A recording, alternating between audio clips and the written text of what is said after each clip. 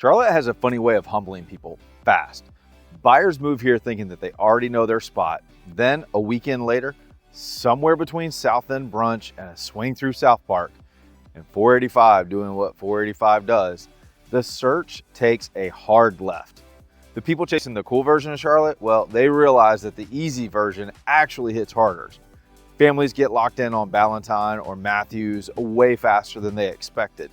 And buyers who thought that they wanted one vibe ended up falling for something that lines up completely with their day-to-day a whole lot better. So why does that happen to so many people here?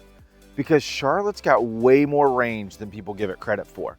And that's when the real story kicks in. One thing I've learned doing this over and over is people moving to Charlotte thinking that they're picking a neighborhood when really they're picking a routine and just don't know it yet. I had buyers come in absolutely locked in on South End. They wanted the walkability, the energy, the whole thing. Then we spent one afternoon bouncing around, set in more traffic than they expected, circled for parking, and by the time we got back in the car, one of them literally said, "Yeah, I don't think I want to do this every day." That was the moment the whole search changed, because in Charlotte, what sounds cool at first is not always what feels best once real life shows up. And funny enough, the places people end up loving are usually not the ones that we're talking about first. So let's start with the version of Charlotte almost everybody falls for in the beginning. Here's a surprise nobody sees coming when they move to Charlotte. Most people think that they're choosing a neighborhood. Well, they're not. They're actually choosing a routine, and Charlotte exposes that fast. At first, people shop with their ego a little bit. They want the cool pocket, the polished pocket, the walkable pocket, the place that sounds good when somebody asks where they live. And Charlotte makes that easy to fall for. You roll through South End, you see packed patios, cranes overhead, people pouring out of restaurants, music bouncing off the buildings, and it's really easy to think, yeah, this is it. Then the city hands you Tuesday, and not the fun version, not the we're in town for the weekend version, the real one. Brake lights, parking loops, that one supposedly quick stop turning into an annoying little side quest. I had a couple come in absolutely sold on South End. Before we even started, they were talking like the decision was already made. Walkability, energy, being really in the middle of it. I got it.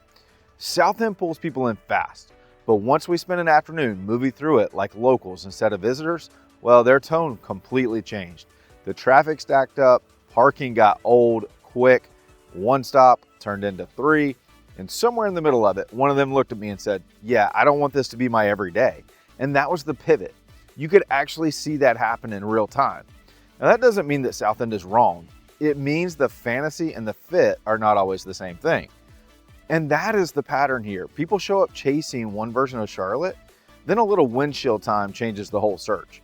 Walkability starts losing ground to commute reliability, hype loses ground to convenience, and suddenly parking matters, groceries matter, school routines matter, and feeling calm when you pull into your neighborhood matters. That is why buyers start in one mental lane and end up loving places like South Park, Matthews, Ray Farms, or Ballantyne way more than they expected. And that's not settling, that's clarity. The search data and real life decisions don't always match up here, and that gap is way bigger than people think. A lot of buyers come in chasing the urban version first, but final decisions keep leaning toward places that make daily life easier. Within the first stretch of living here, a lot of people start valuing space, predictability, and convenience way more than they thought they would. Charlotte keeps proving the same point over and over. The place that wins on Saturday does not always win on a random Wednesday when 485 is doing what 485 does. That is one of the best things about this city. You have real options here. You can chase energy, you can chase ease, you can pick convenience, more room, less friction, more character, whatever actually lines up with your life instead of just sounding good out loud. If you're serious about figuring out where you actually fit in Charlotte, don't guess your way through it. We are the local Charlotte real estate team of choice for buyers and sellers who want the real story, the real trade-offs, and the real neighborhoods that match their life. Call us, text us, or email us. Use all of our contact info down in the description below. That's what we do every day, and it can save you a whole lot of time, money, and wrong turns. This is usually how Charlotte gets people. A lot of relocation buyers come here from bigger metros or from suburban routines they are flat out tired of. So of course, the early search leans toward the walkable pockets, the social pockets, the places with some visual swagger. That pattern shows up over and over. Search behavior tends to skew urban first. New arrivals and younger renters often lean city core early. Walkability and mixed-use access consistently pull strong initial interest. Even a lot of the urban core demand works like a test drive. People rent there first, feel the energy, then decide later whether they want that to be their long-term setup or just their welcome to Charlotte phase. Not with a spreadsheet, not with some deep housing logic. It gets them with the places that feel alive the second they pull up. And for a lot of buyers, that first hook is South End. The rail trail is moving, patios are slammed, music's drifting out into the streets, and the whole place just feels like everybody either has plans or is about to make some.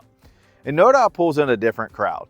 You've got the murals and the bars, it's a little gritty, a little edgy, and Uptown gives you that clean skyline hit. Dilworth slows the mood down with the big trees and the sidewalks and older homes, and that charming established feel that people fall for fast. And then Myers Park gets its turn too, especially for buyers chasing beauty, history, and streets that look like Charlotte has been rich for a while. A lot of these areas sell one way in the daylight and another way on Friday night. And that difference matters more than people think. Those places hook people in early because they're easy to picture yourself in. And honestly, that makes perfect sense. It's a huge clue because what gets the clicks and what gets the contract are not always the same thing. Charlotte's urban pockets win a lot of first attention, but a big share of final housing demand still ends up flowing towards newer, lower density, convenience-driven areas once buyers start weighing home size, maintenance, schools, commute reliability, and how far their money actually goes. And that's not just a vibe, that's the pattern. Search is aspirational, but people's settlement is practical. And none of that means that those first crush neighborhoods are overrated. Not even close. South End deserves the buzz that it gets. Noda has its own personality. Dilworth has charm for days, and Uptown gives you that skyline payoff. Myers Park still has that old Charlotte weight to it. The point is just that the first attraction usually runs on image, energy, and possibility. But your long-term fit runs on a different filter. It runs on your rhythm, your convenience, your friction, and whether the place still feels good once you stop visiting it and start living in it. Drop the first Charlotte area that caught your attention before you really knew this city. I'm curious which one got you first, because once that first crush wears off, buyers start seeing Charlotte with a lot clearer eyes. And funny enough, the places that win them over next usually are not the ones making the loudest first impression. Charlotte flips the board right about here. Buyers get past the obvious picks and a different map comes into focus. It's not the version begging for online attention, it's the one that quietly makes your week run smoother. And South Charlotte wins a lot of people over in a big way. People come in thinking that the goal is to stay close to the action, then spend time in places like South Park, Ballantyne, Matthews, Waverly, Ray Farms, Blakeney, Pineville, or Weddington. The list goes on, and the search takes on a different feel. Those areas are not louder, they're easier to live in. Parking is simpler, errands stay tighter, and your daily life feels less chopped up. And you can actually feel that friction fall off. South Park's a perfect example of this. Plenty of buyers picture it one way before they get here, and then they drive it and realize how much life fits into that pocket. Offices, shopping, restaurants, groceries are all packed into a zone that feels polished without feeling chaotic. And for a lot of buyers, that actually hits a lot harder than they expect. It's efficient, but it's still elevated. And Ballantyne lands differently, especially for families.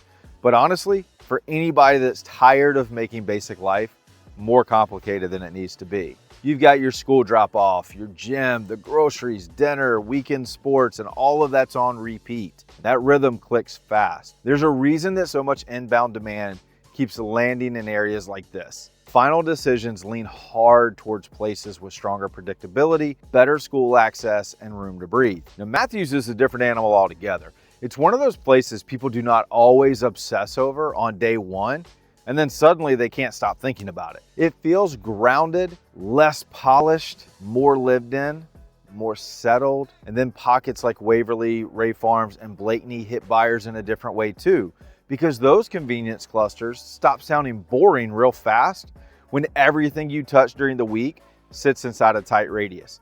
That 10 to 15 minute lifestyle can start winning real quick.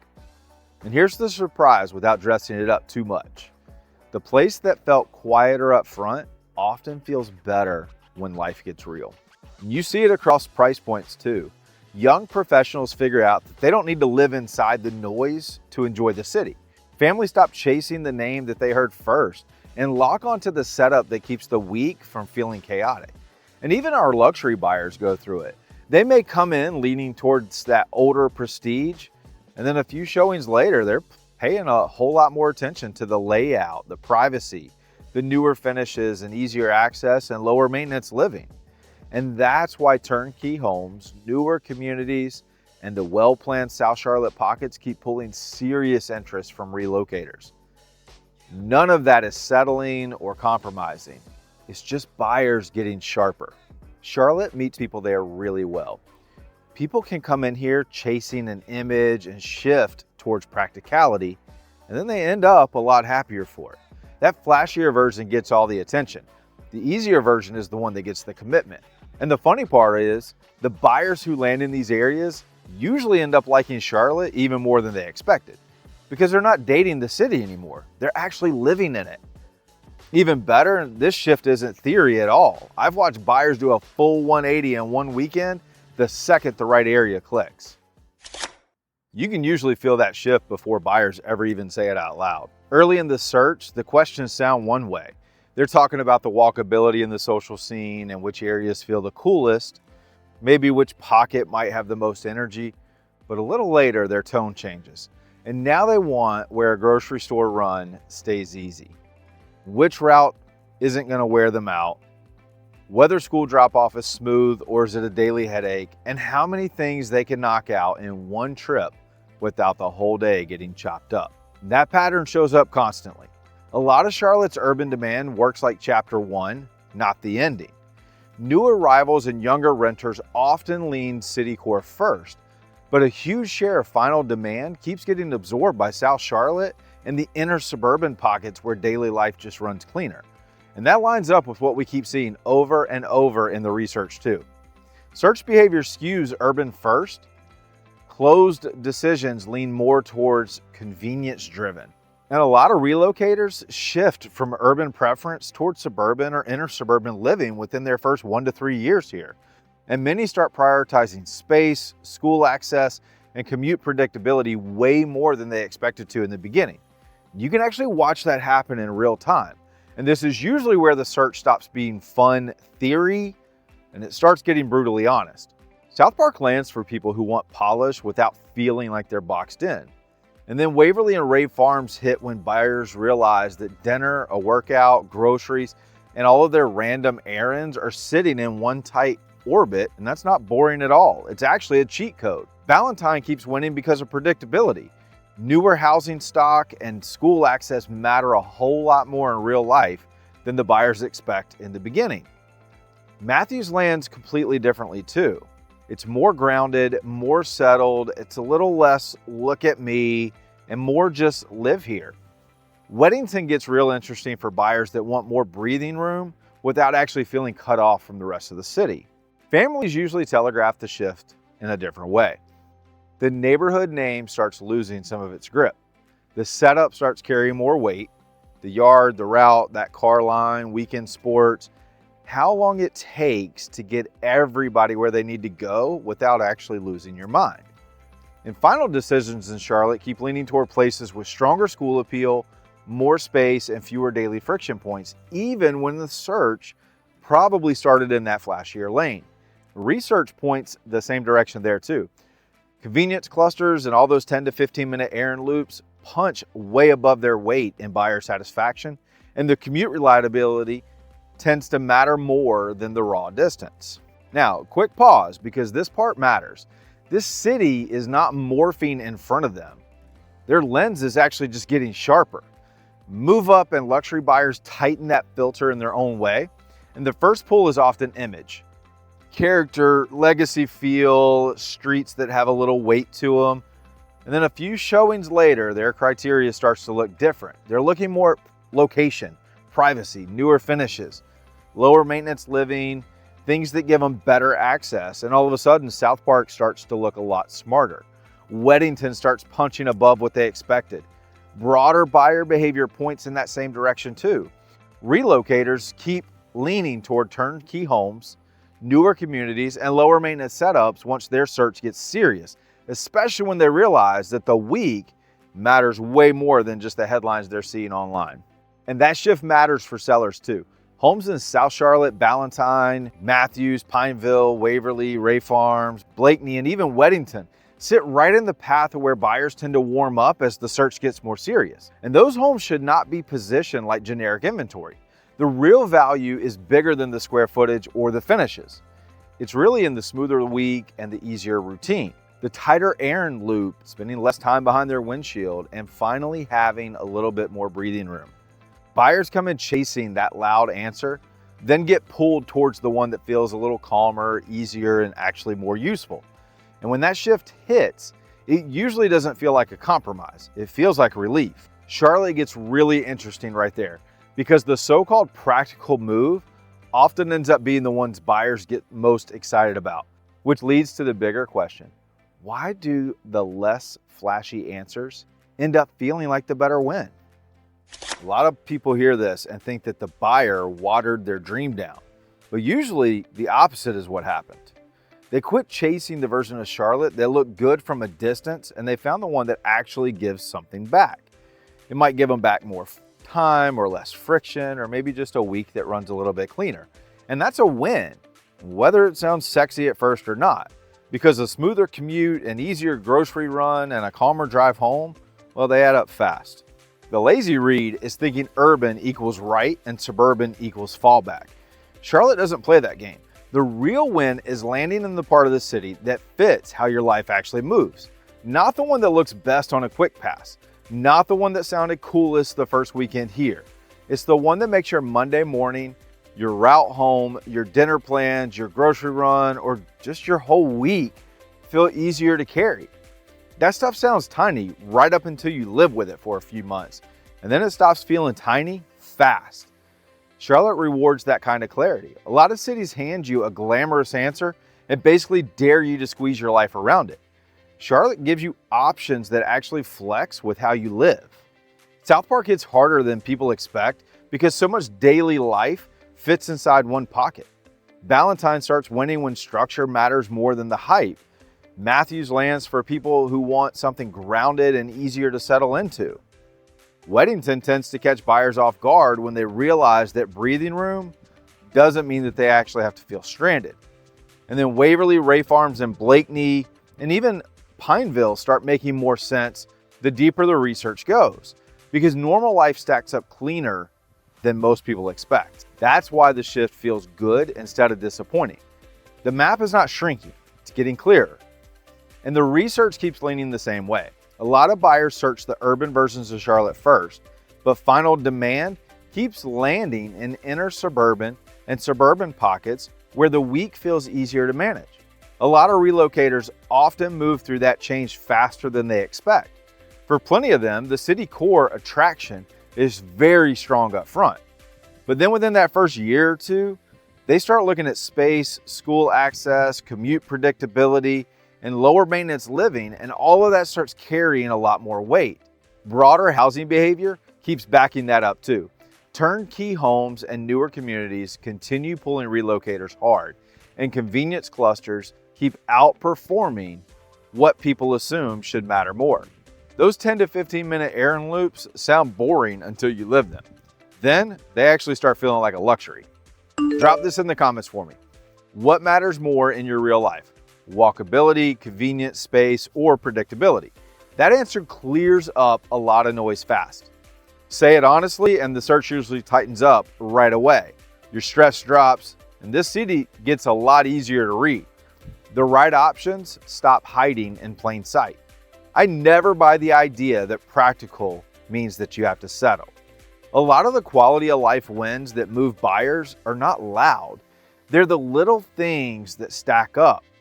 One tighter route, one easier school morning, one evening where dinner, a workout, and a quick Target run don't take up your whole night. One neighborhood that just feels better every time you pull in. That's the move that people miss. The less obvious answer is often the one that is giving people a better life. And people aren't losing the plot when they make that shift. They're just getting honest enough to find the version of Charlotte that actually fits. And that opens up the next layer, because buyers love giving one reason for why they picked an area. But the real driver is usually sitting a little deeper than the answer that they say first. By the time buyers think they're making a clean decision, the real call usually has already happened. Not on the listing, not on price per square foot, not even really during the showing. It gets made in the stuff that people underestimate early. That drive home, that annoying left turn that you have to make every day, the quick stop that somehow eats your whole evening, the road you keep touching all week, the upkeep that a house quietly asks from you, the way a neighborhood either helps your life or drags on it. And that's what tips the scales. A lot of buyers confuse close with easy. And Charlotte will break that illusion really fast. 10 miles can look harmless until 77 goes sideways, 485 backs up, or one school zone blows up your whole timing. And predictability beats raw distance for a lot of people. A steady 30-minute drive is way easier to live with than one that bounces all over the place. Errand efficiency matters too. Research keeps pointing in the same direction there. Buyers care way more than they expect about having daily needs inside of a tight 10 to 15 minute loop. Whether that's their groceries, their gym, dinner, school, or just their basic errands. And that's why places like Waverly, Ray Farms, South Park, and even parts of Ballantyne keep landing so well, because the week just runs cleaner there. Housing friction sneaks in too. Relocators often start with image-heavy priorities. Then newer housing stock, turnkey homes, and lower maintenance communities start pulling way harder than they expected. Not because people lost taste, because charm feels different when it starts handing out chores and repair bills. Then you have life stage. New arrivals and younger renters often lean city core first, but a lot of final demand still gets absorbed by inner suburban and suburban pockets once space, school access, and routine start carrying some more weight. One buyer sees too far, another sees breathing room. One sees that there's not enough happening, and another sees peace. So when someone says that a neighborhood just felt right, what they usually mean is the route worked, the errands made sense, the house didn't feel like homework, and the area just matched the life that they're actually living. That's what's really driving it.